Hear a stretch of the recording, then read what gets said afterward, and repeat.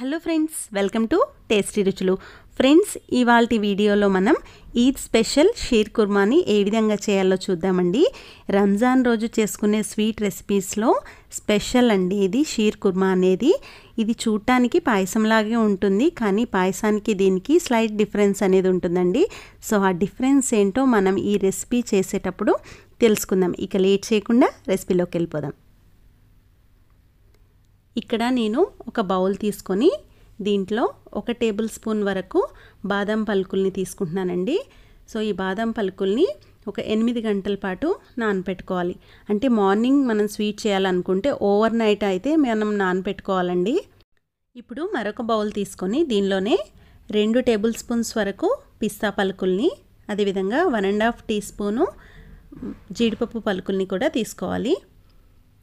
ఇందులోనే 2 పండు ఖర్జూరాలను కూడా నేను తీసుకుంటున్నానండి. గింజలు లేకుండా తీసేసి, మనకి సూపర్ మార్కెట్లో దొరుకుతాయి కదండి పండు ఖర్జూరాలు.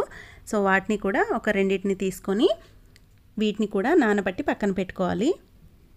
ఇప్పుడు మరొక బౌల్ తీసుకొని దీంట్లోనే ఒక 5 ఎండు ఖర్జూరాలు, 1 టీ స్పూను మెలన్ సీడ్స్ని తీసుకోవాలండి. అంటే పుచ్చపప్పు అంటాం కదా, సో వాటిని అనమాట. ఇప్పుడు వాటిని కూడా వాటర్ వేసుకొని నానబెట్టుకోవాలి. సో ఈ విధంగా మనం డ్రై ఫ్రూట్స్ని విడివిడిగా ఎందుకు నానబెట్టుకున్నామంటే మనకి అవి మొత్తం కూడా మిక్స్ అవ్వకుండా, వాటి ఫ్లేవర్స్ అనేవి చేంజ్ అవ్వకుండా ఉంటాయండి. సో వాటిని సపరేట్గా ఈ విధంగా ఓవర్ నైట్ అయితే నానబెట్టేసుకోవాలి. లేదు మార్నింగ్ నానబెట్టుకోవాలనుకునే వాళ్ళు కొంచెం వేడి నీళ్ళు వేసి నానబెట్టుకుంటే త్వరగానే మనకి నానిపోతాయి. ఒక 5 అవర్స్లోనే మనకి ఇవన్నీ కూడా నానిపోతాయి. లేదు నైట్ నానబెట్టుకుంటే డైరెక్ట్గానే నానబెట్టేసుకోవచ్చు. ఈ విధంగా నేనైతే ఇక్కడ నైట్ నానబెట్టానండి. మొత్తం డ్రై ఫ్రూట్స్ అయితే నాకు ఈ విధంగా మొత్తం కూడా పర్ఫెక్ట్గా నానాయన్నమాట.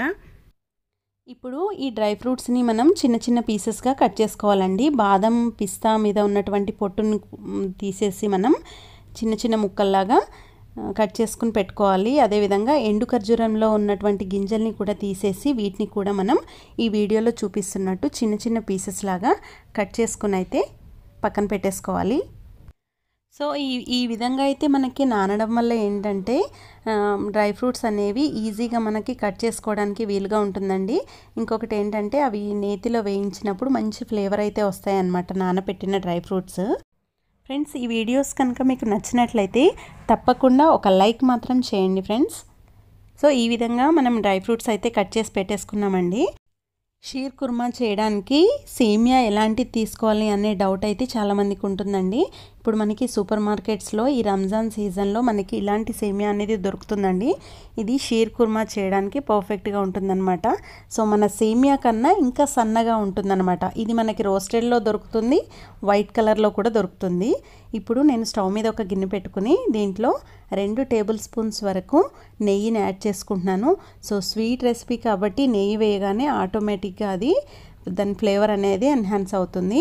ఇప్పుడు ఏవైతే మనం కట్ చేసి పెట్టుకున్న డ్రై ఫ్రూట్స్ ఏవైతే ఉన్నాయో వాటన్నిటిని కూడా నెయ్యి హీట్ అయిన తర్వాత ఈ గిన్నెలో వేసేసుకోవాలండి. ఒక 2-3 మినిట్స్ పాటు ఈ విధంగా మనం డ్రై ఫ్రూట్స్ని ఫ్రై చేయాలన్నమాట.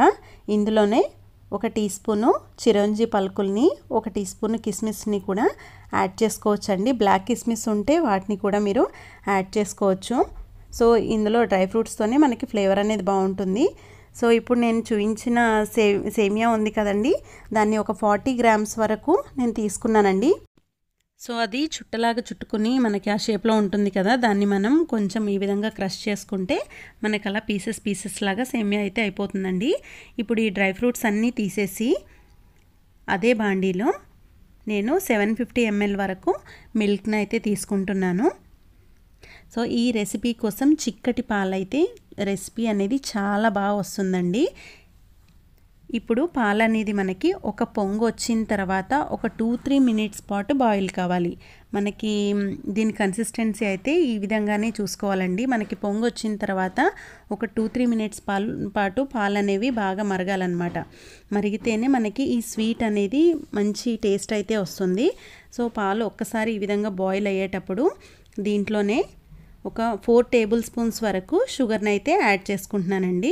సో స్వీట్ ఇంకా ఎక్కువగా తినే వాళ్ళైతే ఒక 5 to 6 వరకు కూడా షుగర్ని అయితే మీరు యాడ్ చేసుకోవచ్చు. ఈ రెసిపీకి స్వీట్ తక్కువగా ఉంటేనే బాగుంటుందండి. సో ఒకసారి షుగర్ అనేది మొత్తం కూడా కరిగిపోయిన తర్వాత ఇప్పుడు ఇందులోనే మనం ఏవైతే ఫ్రై చేసి పెట్టుకున్న డ్రై ఫ్రూట్స్ అన్నీ ఉన్నాయి కదండి, అవన్నీ కూడా టోటల్గా యాడ్ చేసేసుకోవాలి. ఇక్కడ నేను రోస్టెడ్ సేమియా అంటే వేయించిన సేమియానే డైరెక్ట్గా తీసుకున్నాను కాబట్టి ఎక్కువసేపు వేయించలేదన్నమాట. మీరు డైరెక్ట్గా వైట్ సేమియా కనుక తీసుకుంటే దాన్ని కొద్దిసేపు వేయించి తీసుకోవాలి. ఇక్కడికి మనకి పాలు అనేవి కంప్లీట్ బాయిల్ అయితే ఎక్కువసేపు అయ్యాయి కాబట్టి ఈ సేమియా అనేది ఎక్కువసేపు ఉడకనవసరం లేదండి. ఇది చాలా త్వరగా ఉడికిపోతుంది అనమాట. సో లాస్ట్లో మాత్రమే మీరు దీన్ని యాడ్ చేయాలి. ఒక 2-3 మినిట్స్కే మనకి ఇది ఉడికిపోతుంది. మన సేమియాకి టైం పడుతుంది కానీ ఇది చాలా థిన్గా ఉంటుంది కాబట్టి త్వరగా అయితే మనకి ఉడికిపోతుంది. మీరు ఎక్కువసేపు ఉడికించారంటే ఇది గట్టి పడిపోతుందండి. ఇప్పుడు లాస్ట్లో ఇందులో ఒక 1/2 టీ స్పూను ఇలాచీ పౌడర్ని, అదేవిధంగా కుంకుమ పువ్వుని, ఒక పించ్ కుంకుమ పువ్వుని కూడా వేసారంటే దీని కలర్ అనేది చాలా బాగా వస్తుందండి కుంకుమ పువ్వు ఫ్లేవర్ వల్ల. సో మనకి పాలు అనేవి ఇక్కడ చూపిస్తున్న కన్సిస్టెన్సీ ఉన్నప్పుడు మనం స్టవ్ అయితే ఆఫ్ చేసుకోవాలండి. ఇంకా ఎక్కువగా పాలను మరగనిస్తే ఏంటంటే మనకి చల్లారిన తర్వాత అది గట్టి పడిపోతుంది. సో ఈ విధంగా పల్చగా ఉన్నప్పుడు మాత్రమే మనం స్టవ్ ఆఫ్ చేసుకుంటే మనకి సేమియా అనేది పర్ఫెక్ట్గా ఉడికిపోయి టేస్టీ షీర్ కుర్మా అయితే రెడీ అయిపోయిందండి.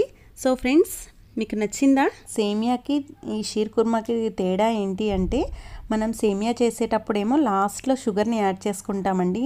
సేమియాని యాడ్ చేసిన తర్వాత షీర్ కుర్మాలో అయితే పాలు వేడి అయిపోయిన తర్వాత మనం షుగర్ని యాడ్ చేసుకుంటాము. ఎందుకంటే మనకి పాలు అనేవి ఇక్కడ కంప్లీట్గా బాయిల్ అవ్వాలి. ఈ షీర్ కుర్మా కోసం వాడే సేమియా అనేది పల్చగా ఉంటుంది కాబట్టి ఫస్ట్ పాలల్లోనే మనకి షుగర్ అనేది మెల్ట్ అయిపోయిన తర్వాత లాస్ట్లో సేమియాని యాడ్ చేసిన తర్వాత ఎక్కువగా తిప్పకూడదండి. సో తిప్పితే అవి బ్రేక్ అయిపోతాయి కదా, కాబట్టి ఇక్కడ మనం షుగర్ని బిఫోరే యాడ్ చేస్తామన్నమాట. సో డిఫరెన్స్ అయితే అదేనండి, కానీ చాలా సింపుల్గా అయిపోతుంది. నచ్చిందా?